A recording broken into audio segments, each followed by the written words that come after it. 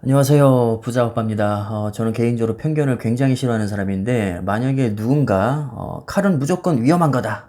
절대 거들떠도 보면 안 된다. 라고 말한다면, 이거는 편견일 겁니다. 왜냐면 칼 자체는 그냥 무생물이거든요. 이것을 어떻게 쓰느냐에 따라서 유용한 도구가 될 수도 있고, 흉기가 될 수도 있습니다. 칼 자체는 아무런 잘못이 없죠. 제가 이렇게 밑밥을 까는 이유는 오늘 주제가 SOXL이기 때문입니다. 일명 속슬이라고도 하죠. 반도체 세배 레버리지 ETF입니다.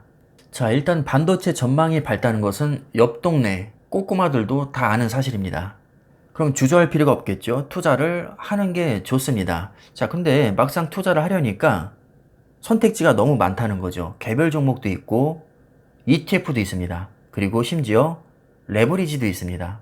일단 오늘은 속슬에 관해서 말씀드릴 거니까 ETF에 초점을 맞춰서 말씀을 드리겠습니다. 나는 가장 무난한 필라델피아 반도체나 IC 반도체 지수에 투자하겠다. 30개 반도체 종목을 모아놨으니까 아무래도 개별 종목보다는 안정적이라고 생각을 많이 하실 겁니다. 실제로 안정적인 게 맞습니다. 참고로 필라델피아 반도체와 IC 반도체는 사실상 수익률 차이가 거의 없기 때문에 그냥 편의상 같은 종목으로 생각하셔도 무방합니다. 뭐 어찌됐든 나는 필반이든 IC 반도체든 이 지수에 투자를 하고 싶은데 나는 흑수저라 평범한 투자로는 인생을 바꿀 수 없다고 생각할 수 있겠죠. 충분히 이렇게 생각할 수 있습니다. 예를 들어서 500만 원 가지고 100% 수익 내봐야 내가 500만 원밖에 벌 수가 없으니까 사실 이 정도로는 인생이 확 달라지지 않는 게 사실입니다. 그래서 저 같은 평범한 서민 입장에서는 사실 시드머니에 대한 아쉬움이 많이 있는 편이죠. 저도 뭐 그렇게 투자 금액이 크지 않거든요.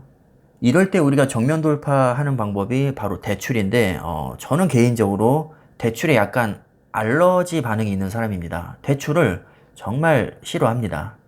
그래서 저는 실제로 여유 자금으로만 지금 투자를 하고 있습니다. 저처럼 빚내서 투자하기는 싫고 그렇다고 테마주나 계잡주는 더더욱 싫고 분명히 이런 생각 가지신 분들 많이 있으실 거거든요. 자, 그렇다면 이런 성향을 가진 분들이 여유 자금 이내에서 가장 효율적으로 투자할 수 있는 방법이 뭘까요? 바로 레버리지입니다. SOXL 같은 경우는 IC 반도체를 양의 3배수로 추정하는 ETF입니다. 즉 기초 지수가 1% 하락하면 3% 하락하고 2% 오르면 6% 상승한다는 얘기죠. 근데 이런 말 많이 들어보셨을 겁니다. 레버리지는 너무 위험해서 절대로 장기 투자하는 게 아니다. 계좌가 녹아버린다. 저는 도대체 이런 말이 왜 나왔는지 아직도 이해를 할 수가 없습니다. 출시 초기부터 현재까지 약 12년 차트를 보면 우리가 얼마나 편견에 사로잡혀 있는지를 바로 알 수 있습니다. 바로 차트를 확인해 보겠습니다. 속설 같은 경우는 2010년에 출시됐거든요. 출시 초기부터 지금까지 약 12년간의 수익률을 보면 2034%입니다. 이게 어디 장기 투자로 망한 케이스에 해당이 됩니까? 반면 같은 기간 한 배수인 SOXX는 647%, QQQ 506%, SPY 229%입니다. 오히려 3배 레버리지가 장기 투자 성과가 한 배수보다 압도적으로 좋습니다. 하락장에서 계좌가 녹는 것은 사실이지만 반대로 상승장에서는 돈 복사가 되기 때문에 결과적으로 12년 수익률이 높게 나올 수 있었던 겁니다. 올해 들어서만 80% 빠졌으니까 분명히 하락장에서 계좌가 녹는 것은 맞습니다. 맞는 말인데 절대로 장기 투자하면 안 된다는 말은 전혀 근거 없는 주장이라는 거죠. 막연한 두려움 때문에 이런 말이 생긴 겁니다. 장기 투자하면 절대 안 된다고 할 게 아니라 장기 투자한다고 해서 100% 대박 난다는 보장이 없다. 이렇게 해야 맞는 말입니다. 쉽게 말해서 대박이 날 수도 있고 안 날 수도 있다는 거죠. 쪽박 날 수 있습니다. 상장 폐지 될 수 있죠. 그러나 절대 장기 투자하면 안 된다는 말은 분명히 틀린 말입니다. 결국 이 싸움이거든요. 기초지수의 우량함과 3배 레버리지 위험성 중에서 내가 어떤 것에 더 중점을 두느냐에 따라서 투자 판단은 달라질 수 있습니다. 예를 들어서 여유자금이 내가 1000만 원밖에 없는데 시드머니가 작아서 고민이라면 두 가지 선택권이 있습니다. 먼저 A 사례 1000만 원으로 3배 효율을 내는 SOXL에 그냥 투자를 하는 겁니다. 자, 이렇게 투자하게 되면 내가 3000만 원으로 한 배수에 투자하는 것과 거의 비슷한 효과가 나옵니다. 물론 오차는 좀 많이 있습니다. 왜냐면 기간별로 3배를 추종하는 게 아니라 일일 3배수를 추종하기 때문입니다. 그래서 매일매일 주가 변동성에 따라서 이 장기 성과는 많이 달라지게 됩니다.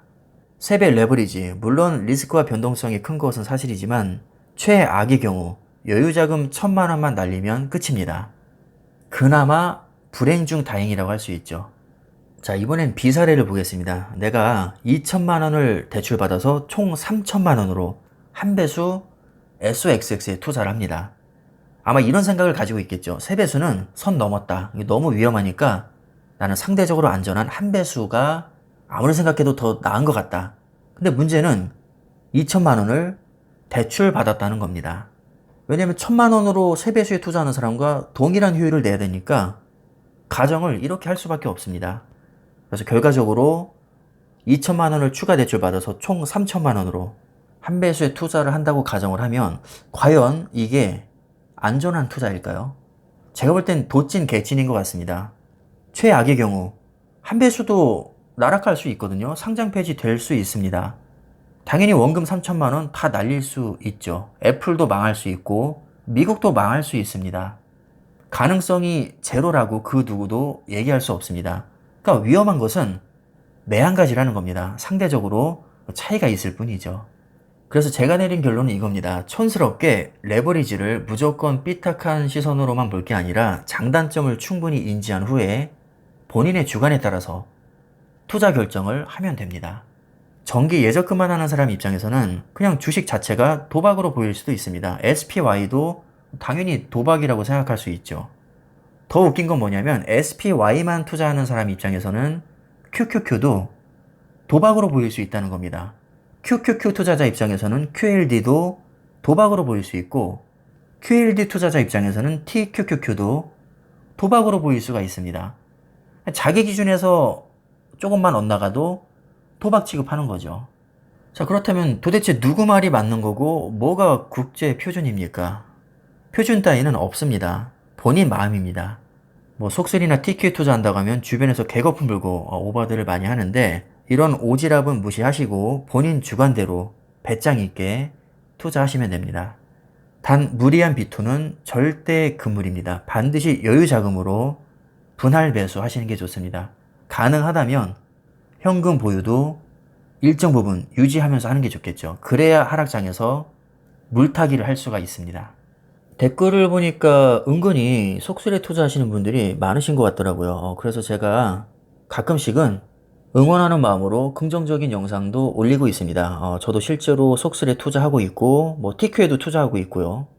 그냥 제가 감당할 수 있는 범위 내에서 적절하게 투자를 하고 있습니다. 무조건 삐딱하게 볼 필요는 없다고 봅니다.